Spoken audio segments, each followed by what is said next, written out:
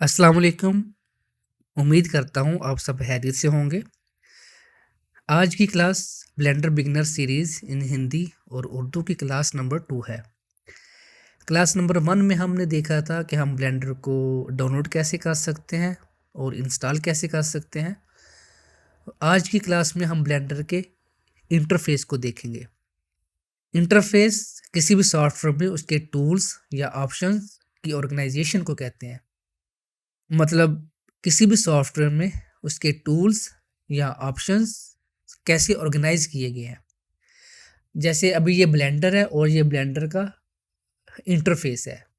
Blender के interface में सबसे ऊपर मेन मेन्यू है।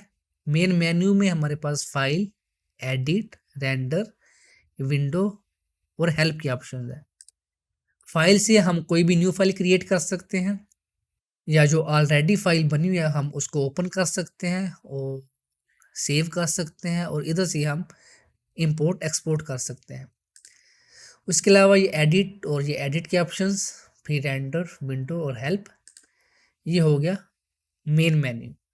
मेन मेन्यू के बाद हमारे पास ये लेआउट के ऑप्शंस हैं। जैसे कि आप सबको मालूम होगा कि ब्लेंडर में हम काफ़ी सारा वर्क परफॉर्म कर सकते हैं। हम ब्लेंडर में मॉडलिंग कर सकते हैं, स्कल्पचिंग कर सकते हैं, टेक्सचरिंग, फिर एनिमेशन, रेंडरिंग, मतलब ब्लेंडर में हम काफ़ी सारा वर्क परफॉर्म कर सकते हैं। और हमारी आसानी के लिए ब्लेंडर हमें हर एक वर्क के मुताबिक उसका लेआउट प्रोवाइड करता है। जैसे ये मॉडलिंग के लिए लेआउट है, ये स्कल्पचिंग के लिए, ये यूवी एडिटिंग के लिए।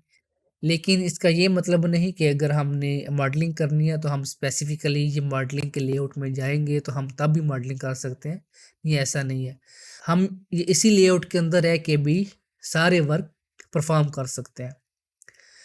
और अगर आप चाहें तो अगर ये लेआउट है, अगर आप चाहें कि आप इसे डिलीट करना चाहें तो आप इसके ऊपर करेंगे राइट क्लिक और डिलीट कर देंगे। और बाय मिस्टेक अगर आपने डिलीट कर लिया या बाय चांस आपने कोई भी लेआउट डिलीट कर लिया और आप चाहते हैं कि आप उसे वापस लेके आए, आप ये जाएंगे प्लस के आइकन के ऊपर और इधर से आप उसको सेलेक्ट करेंगे। जिस लेआउट को आप करेंगे सेलेक्ट वो इधर ऐड हो जाएगा। जैसे ये मॉडलिंग का लेआउट मैंने डिलीट किया था, फिर मैंने इसको दोबारा ऐड कर लिया। लेआउट के बाद हमारे पास ये जो बार है इसको हम कहते हैं हेडर। हेडर में ये जो टूल्स है ये हम मॉडलिंग में यूज़ करेंगे, ये ऑप्शंस सारे मॉडलिंग के लिए यूज़ करेंगे। उसके अलावा ये ट्रांसफॉर्मेशन के लिए और ये व्यू पोर्ट शेडिंग के लिए। मतलब ये हेडर है, इसमें ये ट्रांसफॉर्मेशन के ऑप्शंस हैं, ये व्यू पोर्ट शेडिंग के ऑप्शंस हैं।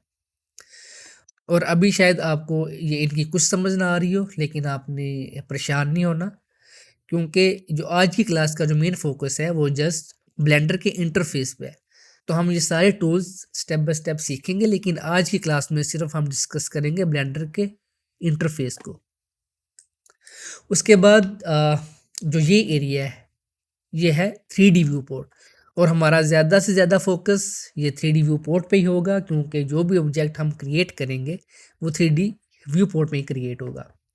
और ये आपने नोटिस किया होगा कि जो भी विंडो है, जैसे एक ये विंडो है, ये विंडो है, ये और ये, इन सब के कॉर्नर पे हमारे पास ये एक बटन शो हो रहा है, ये। तो जब हम इसके ऊपर क्लिक करेंगे तो ये जो विंडो होगी उसका नाम हाईलाइटेड होगा और वो सिलेक्टेड होगा। जैसे अभी ये 3D व्यू पोर्ट है, मैंने इधर क्लिक किया तो ये 3D व्यू पोर्ट सिलेक्टेड है। मैं इधर क्लिक किया तो ये है टाइमलाइन। टाइमलाइन हम यूज़ करेंगे एनिमेशन वर्क में। और इसके बाद ये है आउटलाइनर। और ये आउटलाइनर जो भी ऑब्जेक्ट हमारे पास ये सीन में होगा ये आउटलाइनर में भी वो होगा। मतलब ये आउटलाइनर हमें शो करेगा कि सीन में क्या क्या मौजूद है। और हम ये आउटलाइनर की मदद से सारे ऑब्जेक्ट्स को हम ऑर्गेनाइज कर सकते हैं। जैसे मिसाल के तौर पे अगर हमारे पास एक बिल्डिंग है और उस बिल्डिंग में हमारे पास काफ़ी सारे रूम्स हैं, और अगर मैं चाहता हूँ कि वो सारे रूम्स की मैं अलग बनाऊँ कलेक्शन, जैसे ये कलेक्शन है, ये एक कलेक्शन है और इस कलेक्शन के अंदर ये ऑब्जेक्ट्स हैं, और अगर मैं चाहता हूँ कि हर एक रूम का जो भी ऑब्जेक्ट है वो उस स्पेसिफिकली रूम की कलेक्शन में हो, तो वो हम ये आउटलाइनर की मदद से हम वो करेंगे। जैसे अगर ये कलेक्शन है और मैं अगर इधर जाता हूँ, तो ये आपको शो हो रहा है न्यू कलेक्शन। मैं इधर क्लिक करूँगा तो ये मेरे पास एक और कलेक्शन ऐड होगी। मैं फिर क्लिक करूँगा, एक और कलेक्शन। तो इस तरीके से मैं वो जितने रूम्स होंगे उन सब की बनाऊँगा कलेक्शन, और उन रूम में जो ऑब्जेक्ट्स होंगे वो मैं ये क्लिक एंड ड्रैग करके उस कलेक्शन में मूव कर दूँगा। जैसे अभी मैंने ये कैमरा के ऊपर क्लिक किया और ये क्लिक एंड ड्रैग करके मैं इसे कलेक्शन 1 में मूव कर दिया। अभी ये क्यूब है, मैं इसको क्लिक एंड ड्रैग करके ये कलेक्शन 2 में मूव कर सकता हूँ। तो इसको मूव करने के और भी काफ़ी सारे तरीके हैं जो इंशाल्लाह हम नेक्स्ट सीखेंगे। लेकिन अभी ये इसको समझाने का ये मकसद है कि आपको आइडिया हो जाए कि आउटलाइनर की मदद से हम सीन को ऑर्गेनाइज़ कर सकते हैं। उसके अलावा जो ये विंडो है प्रॉपर्टीज़ की। ये जैसे मैंने क्लिक किया तो ये देखिए ये प्रॉपर्टीज़ सिलेक्टेड है। इसका ये मतलब है कि ये प्रॉपर्टीज़ पैनल है। प्रॉपर्टीज़ पैनल जो भी हम ये ऑब्जेक्ट सेलेक्ट करेंगे उसकी प्रॉपर्टीज़ शो करेगा। और मिसाल के तौर पे अगर ये कैमरा है तो ये कैमरा की प्रॉपर्टीज़ शो कर रहा है। ये क्यूब है और ये क्यूब की प्रॉपर्टीज़, और इधर से हम ये मॉडिफायर्स वगैरह ऐड कर सकते हैं। ये लाइट, तो इधर से हम ये लाइट की सेटिंग कर सकते हैं। तो ये आपने नोटिस किया होगा अगर अभी मेरे पास ये लाइट सिलेक्टेड है तो ये आप देखें कि ये लाइट की प्रॉपर्टीज़ या उसके ऑप्शंस शो कर रहा है। अगर मैं ये कैमरा सेलेक्ट करूँगा तो आप देखें कि वो लाइट का जो ऑप्शन था या जो डाटा था वो शो नहीं हो रहा, अभी ये कैमरा का डाटा शो हो रहा है। इसी तरीके से अगर मैं ये क्यूब के ऊपर क्लिक करता हूँ तो वो देखें ये जो कैमरे का ऑप्शन या डाटा शो हो रहा था वो भी शो नहीं हो रहा।